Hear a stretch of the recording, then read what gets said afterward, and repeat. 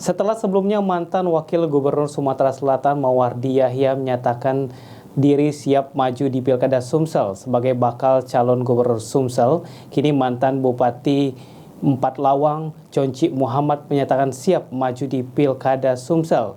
Kini Jonci masih menunggu keputusan dari DPP PAN. Saja ada dua partai 01 yang belum menyatakan sikap, Nasdem dan P3.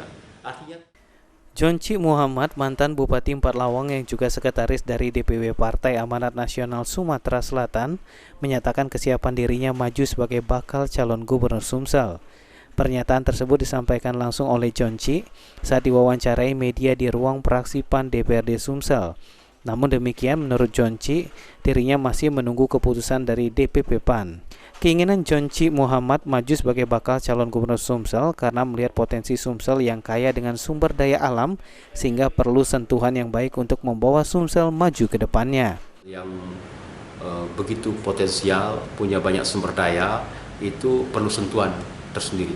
Saya sangat yakin, insya Allah dengan pengalaman yang saya miliki, latar belakang organisasi, latar belakang keilmuan, pengalaman di pemerintahan, di legislatif dan eksekutif, saya siap untuk maju di Sumatera Selatan saat ini. Sementara itu, pengamat politik Bagindo Togar menyampaikan siapapun bisa mengajukan diri sebagai bakal calon Gubernur Sumsel, namun masih perlu proses untuk menjadi calon definitif.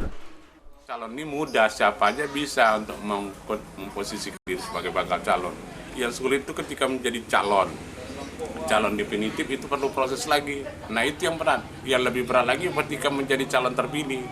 Kalau bakal calon itu tidak berat, siapa bisa memposisikan diri menjadi bakal calon.